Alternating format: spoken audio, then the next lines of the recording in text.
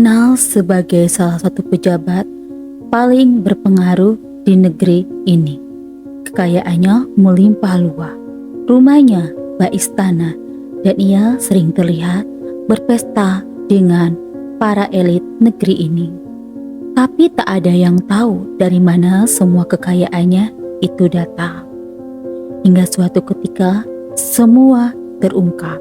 Ia adalah koruptor ulung yang selama ini bertahun-tahun menyelewengkan uang rakyat, uang untuk rakyat miskin, pendidikan anak-anak, hingga bantuan bagi mereka yang menderita. Tak ada yang berani menantangnya karena ia punya kekuasaan dan kekayaan yang mampu membeli segalanya. Namun di balik hidupnya yang mewah, tersimpan kisah kegelapan, dan mungkin malam itu karma datang menjemputnya.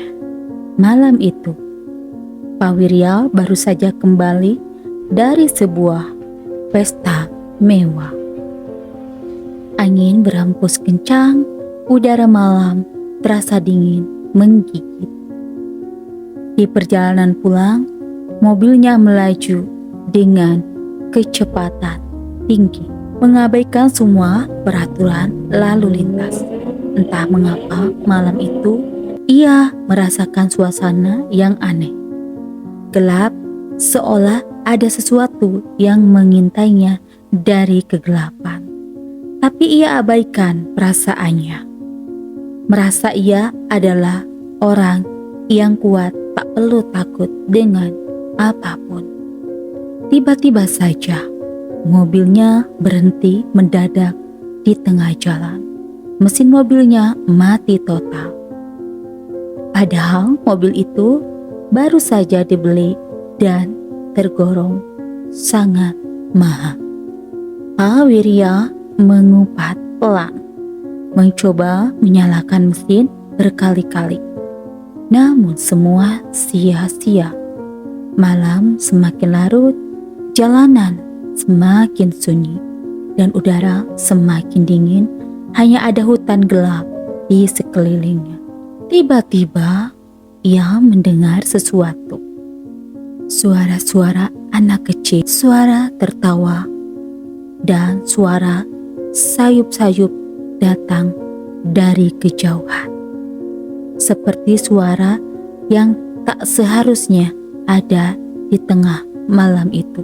Jantung Pak Wirya berdegup kencang. Matanya menyipit, mencoba melihat kegelapan di luar jendela mobilnya. Namun ia tak melihat apapun. Kemudian suara itu semakin dekat, dan suara tawa itu berubah menjadi tangisan. Suara anak-anak yang merintih dan menangis kesakitan.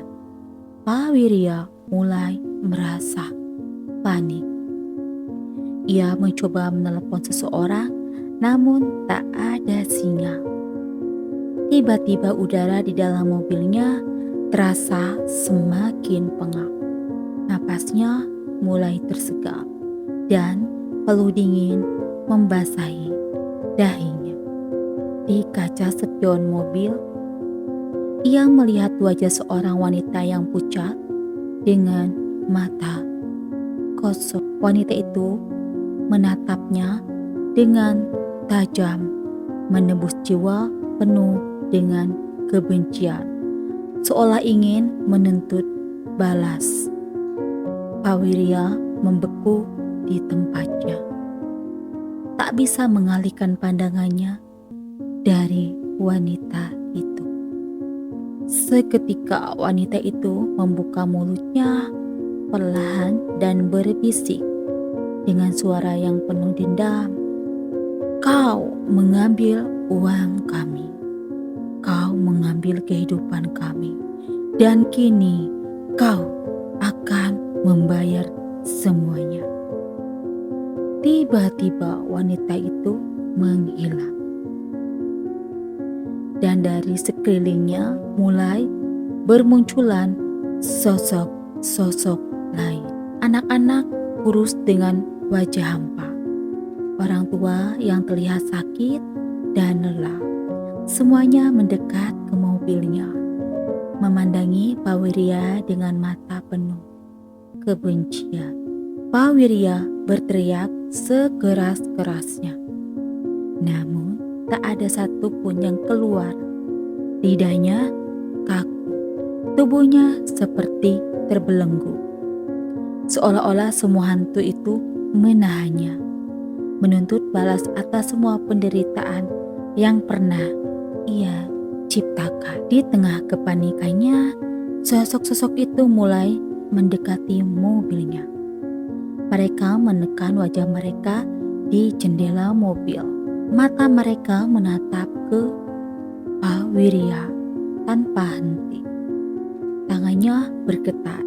Ia mencoba memecah doa, namun tak ada kata-kata yang bisa ia ucapkan.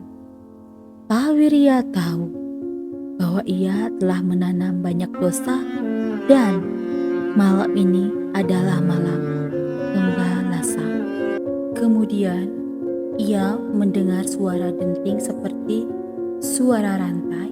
Suara itu semakin keras, semakin dekat, hingga akhirnya muncul seorang pria tua dengan wajah penuh luka bakar. Matanya merah menyala, berdiri tepat di depan kap mobilnya. Pria itu menatapnya dan berkata dengan suara parau,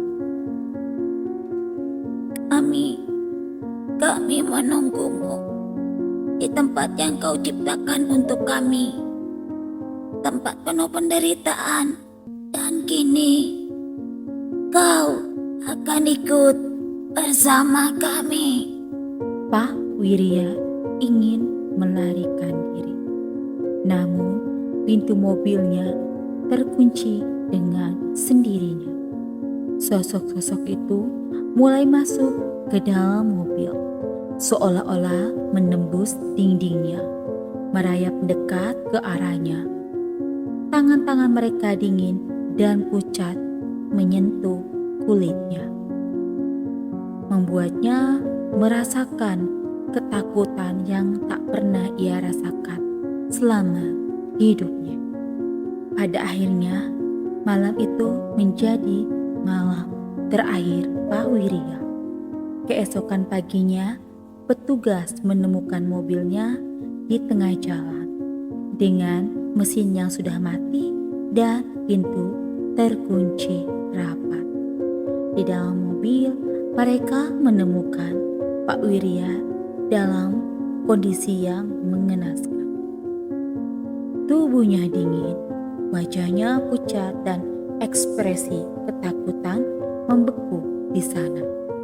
Namun, paling mengerikan, di sekelilingnya ada jejak-jejak tangan kecil, tangan yang kurus meninggalkan bekas di kaca dan jok mobilnya.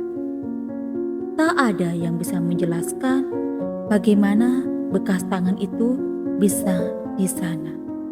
Namun, satu hal yang pasti, Pak Wirya bukanlah mati biasa. Beberapa orang yang tahu kisahnya percaya bahwa arwah mereka yang dulu menjadi korban Pak Wirya datang menjemput untuk menuntut balasan atas keserakahan dan kesombongan selama ini. Kami datang pada waktunya, dan kali ini karma datang pada waktunya, menjemput seorang yang tak pernah menyadari bahwa kekuasaan dan kekayaannya tak mampu menyelamatkannya. Jadi, jika kalian berpikir untuk mengambil sesuatu yang bukan milik kalian, ingatlah, mungkin saja arwah-arwah yang terluka akan kembali menuntut balas menjemput kalian dalam kegelapan